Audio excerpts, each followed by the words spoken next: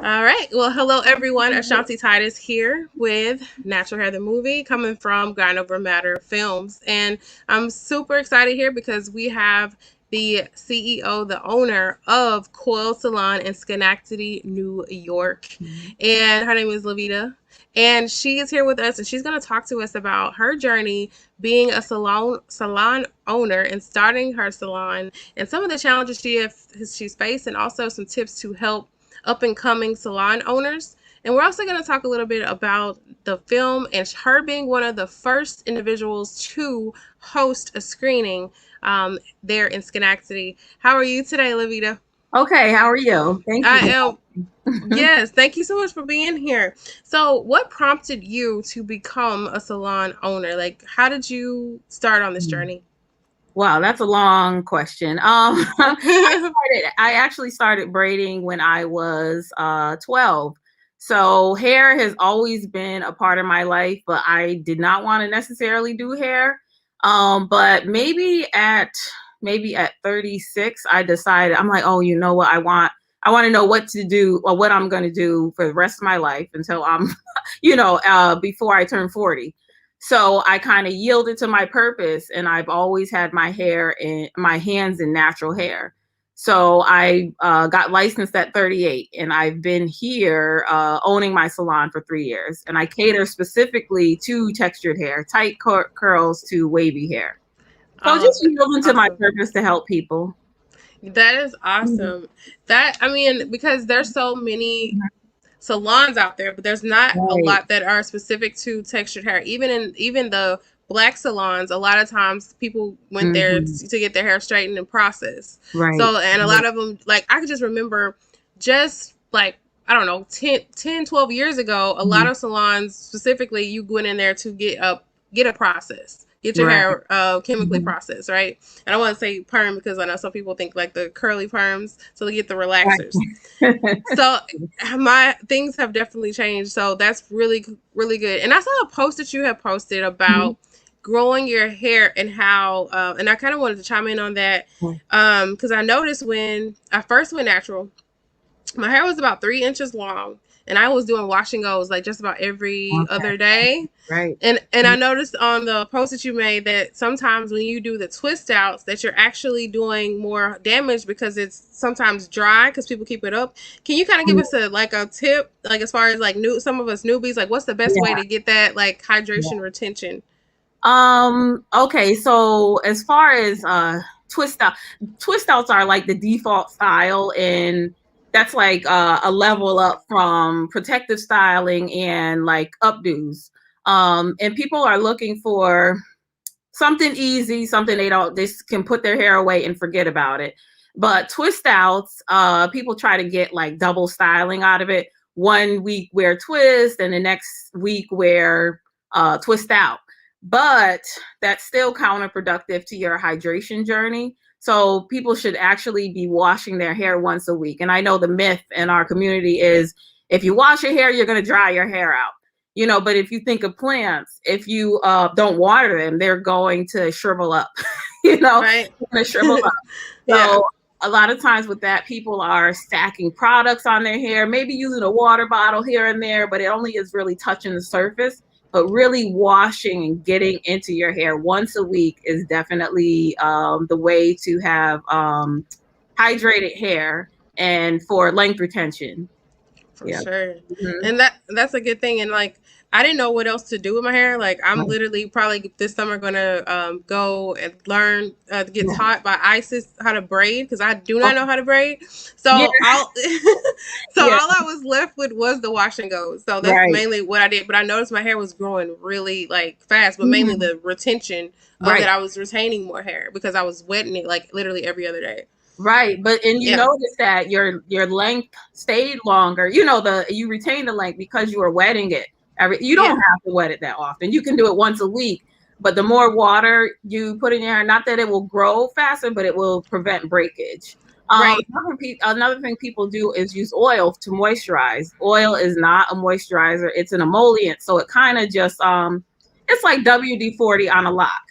That's all Mm, it's doing. It's kind of lubricating the lock and just coating it. But if we put oil in our hair, it's just blocking the moisture and water from getting in there. Especially with people that try to do wash and goes out. People are like, oh my God, I can't do a wash and go. I use oil, then I did the lock method. It's like, but they're doing that and it's not formulated correctly. Yes, and that's a huge thing, and that's what I love about you and your salon, because I actually, even though I've been natural for 10 years, just knowing like if I was a newbie and I saw that post, that was very, very helpful. Yeah. That was very helpful. So what has been some of the challenges that you faced as a salon owner, and like how have you like overcome like one of your main challenges? Not even as a salon owner, but overall just a solopreneur. I'm doing everything. I'm the accountant, I'm the manager, I'm the worker, I'm the cleaner, I'm everything. Then I have to go home and I'm a single parent. I'm momming too. Like my son is 20, but he's on the spectrum too, but he's, functional. Okay. But it's like I have to worry about his life, then worry about the life at the salon. So I did learn that I do need to delegate, find an accountant, find an attorney, find a bookkeeper and an assistant. So those are very helpful when starting a business. Just have a team, because it's not fun alone. Yeah, for sure. Yeah. And I think it sounds like you're getting to that point as far as growth, because a lot of people just starting out, you're building up your clientele and everything like that, and then after a couple of years are like swamped and with work and being more of the technical worker as opposed to the owner. So it sounds like you're at that point in business right now. So how has that been as far as like, because I know a lot of us, it's like I don't know if you're like me, but trust issues. Yeah. And then like you feel like I could just do it myself. Yeah. But the thing is, there's only so many hours in a day, and then right. So okay. So as far as like so delegation, that's like one of the main things that you've learned. And then opening up your salon, what was that like? Did you have to do a lot of with the city of Schenectady? Was there like certain like issues that came up there? No, I was working from home, so I could transfer my certificate and my license to this location. But there wasn't a big change because it was already a salon, so I didn't have to do like have accessible and all that. If I was building from the ground up, I'm sure there would be a lot more rules and regulations to follow. Okay, awesome. That's a good tip right there, because I remember when I was talking to Paris, she essentially took over a beauty supply. So that's a tip for you guys out there, is going somewhere where things are kind of already in place. Right. So therefore you're not having to go through and spend, 5-6 figures renovating and having to go through that whole process. Yeah. So that's a really, really good tip right there. Right. Okay. And so you were one of the first people to screen Natural Hair the movie. And what did you think about the movie? Oh, I love the movie. Now, I offered that to clients and to whoever wanted to. I kind of rented out a co-working space. That's awesome. Just to bring something new to the community, because it's like you go to the salon and you go home, but it's about building a community of like-minded people. Like, oh my God, I love your hair. I love it. What do you use? And just the right way, and just building a community. And what I did love about the movie, one thing that stood out was what is her name? Dr. Tina Opie. Yes. Yeah. When she said how other people, oh my God, can I touch your hair? It's so relatable. Like, so we have stories for days about that. And I loved how she said, when people go out to reach, she touches their chin. So I'm like, oh my God, I have to try. So many people are like so fascinated. It's like we're just wearing our hair, Right. So yeah. It's like, and that's the thing. I actually tried that, like, and it was so awkward because it was the first time it happened. The first time it happened to me, it was in California, and I had faux locks in. And Reginald and I, we went to this. There was a couple of conferences in LA, and like even like living in Texas, you would expect it to be, but it didn't happen until I went to California. Oh my God. And I mean, and so it was the weirdest thing because like what I didn't touch her chin. I actually touched her hair, like while she touched mine, and she was just like, she was kind of like, yeah, yeah, you know. And but anyway, it was so weird because we were like, it was weird. But she did get the point because immediately she felt uncomfortable. Yeah, you know. And so go ahead, you go first. And I don't know, like my sister wears big hair a lot, so she'll wear like a little purple here, a little blue, you know, sometime not in the same head, but so people find it fascinating to just reach out and touch her hair. Mm-hmm. So, it's like, and then they get so offended that, oh my God, like it's like you did something that, like, don't touch my hair, ma'am. So if you were in the film, you would definitely fall into the section where they say they're the ones that do not like that at all. Right.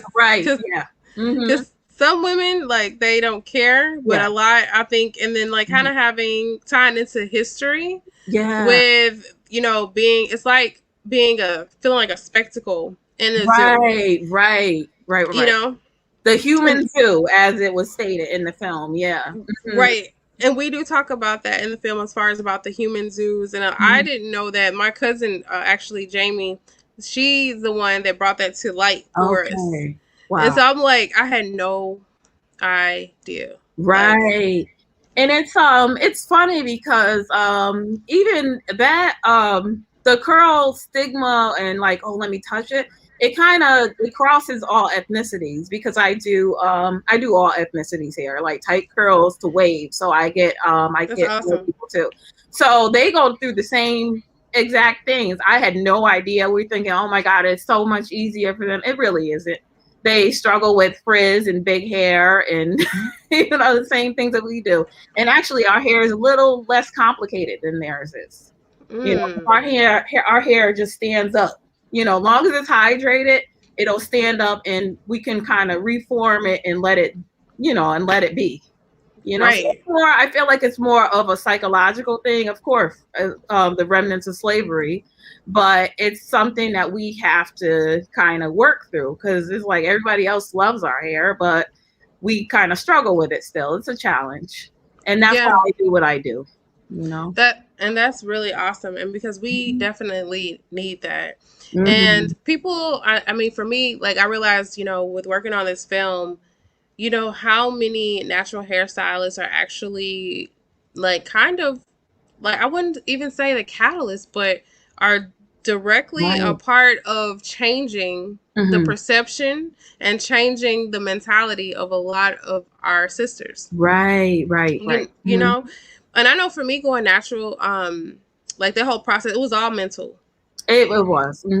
You know, and going, because I went through the journey a lot, like pretty much like by myself, but using like YouTube and things like that.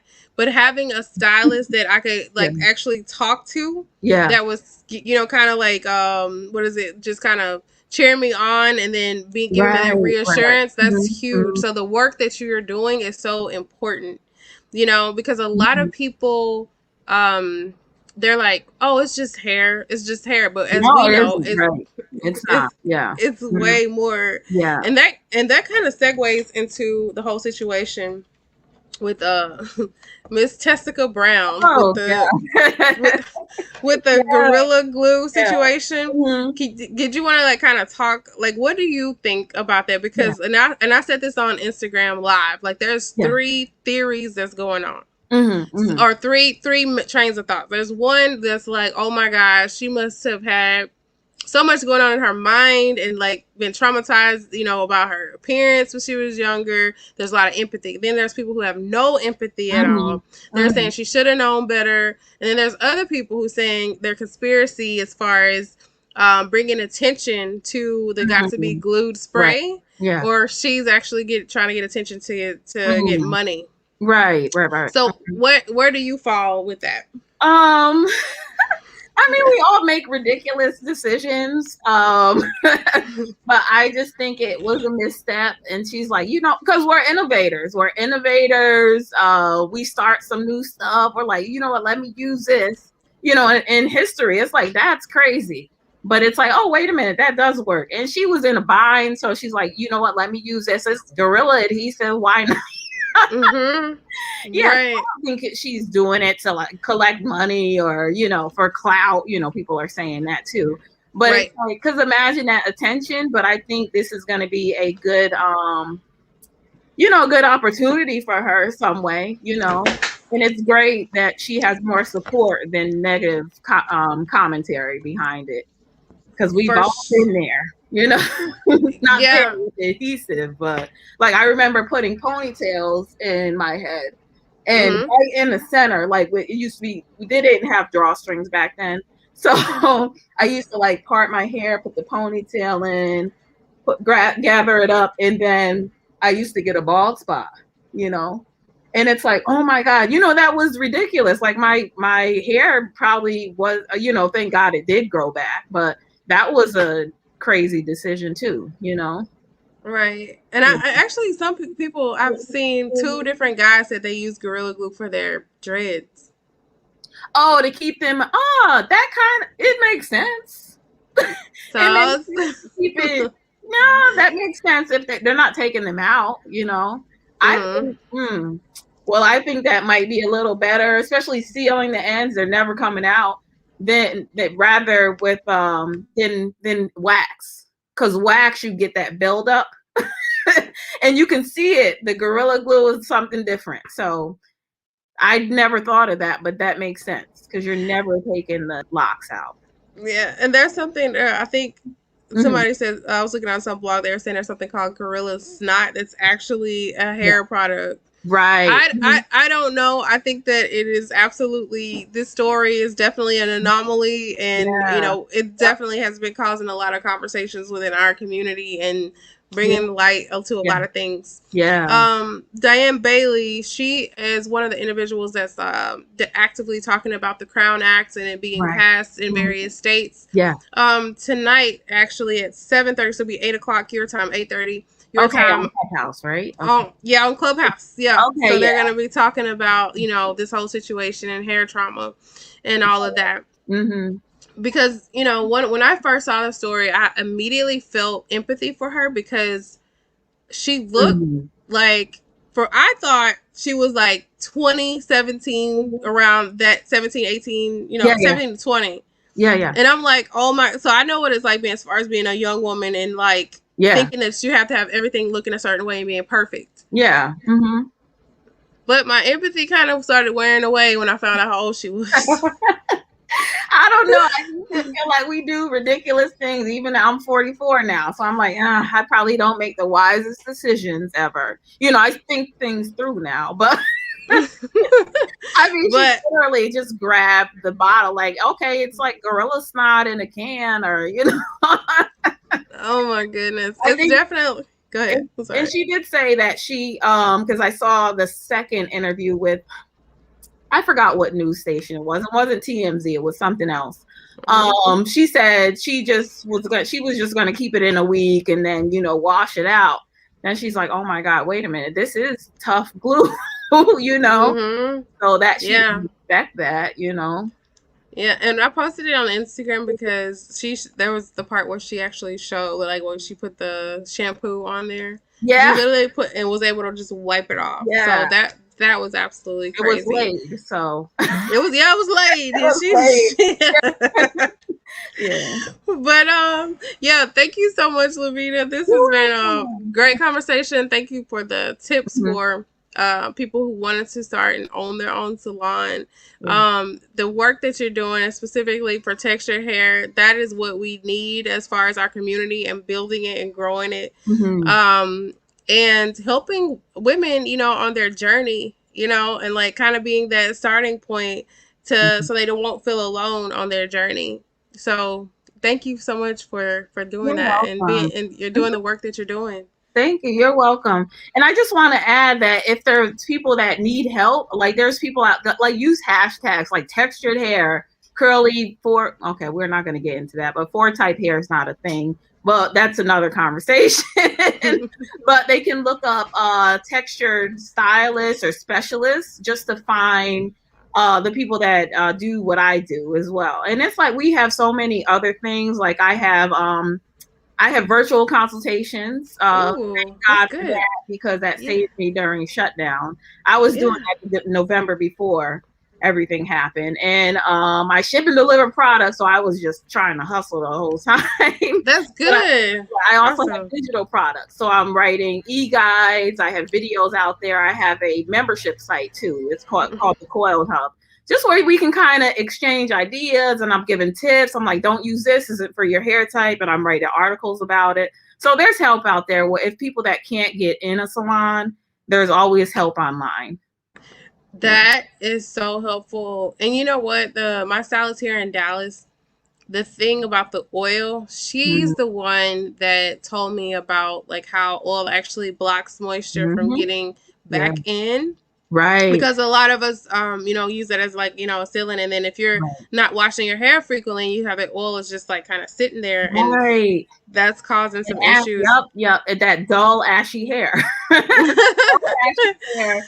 And a lot of products, we won't talk about which products, but the sequence in the products, the second ingredients in a lot of black products, I'll say the black products, are because that's what we grew up on, so they're formulating it that way. The second ingredients is like coconut oil, olive oil, shea butter. Shea butter is a natural latex, so it's just really coating your hair, never coming out.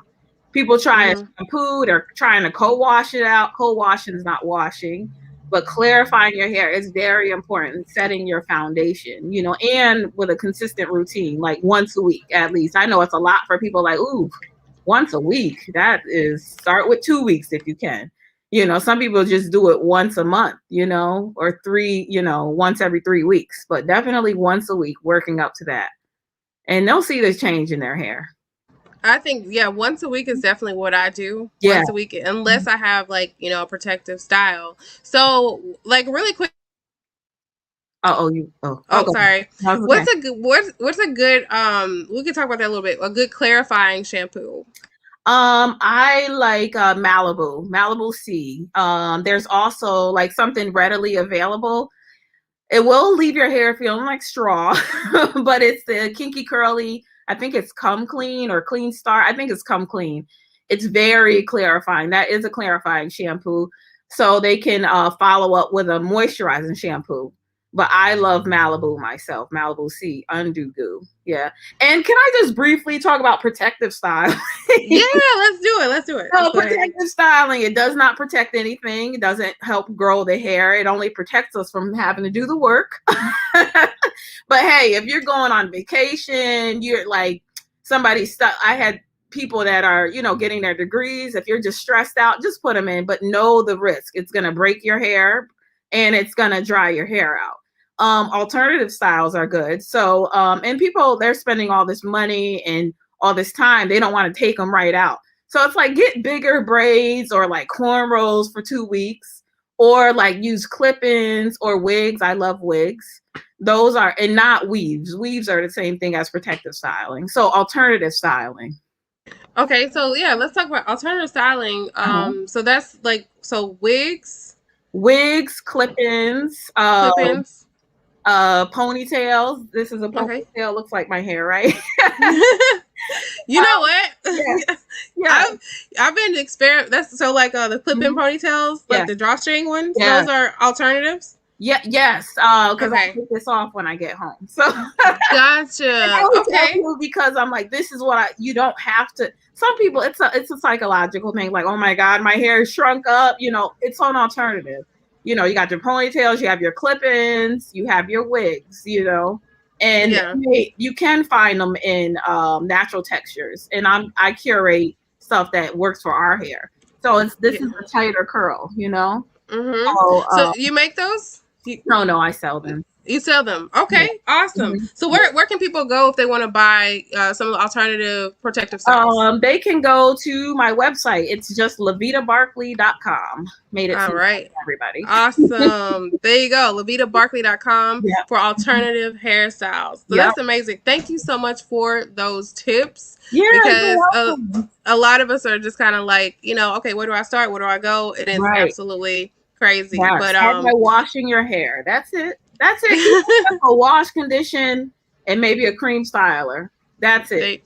There you Take go. your time back, because some people it takes 2 hours. It takes 2 hours or more because of all that oil, and like the first session is going to take a long time because you have to get all that stuff out. You know, and that's why I'm here, like hurting my shoulder. You know, but I people that start, you know, but I also partner with people. I'm like, you have to do the work too, and want to do the work. You know. Very much so. Mm-hmm. Awesome. Yeah. Thank you for those tips. Yeah, that is awesome. Mm-hmm. And hey y'all, instead of those regular protective styles, do the alternative styles. Yes. Because you're gonna have less breakage, and then you can take it off quickly and switch it up. And have a consistent routine of washing your hair. Yep. That's sure. Mm-hmm. Awesome.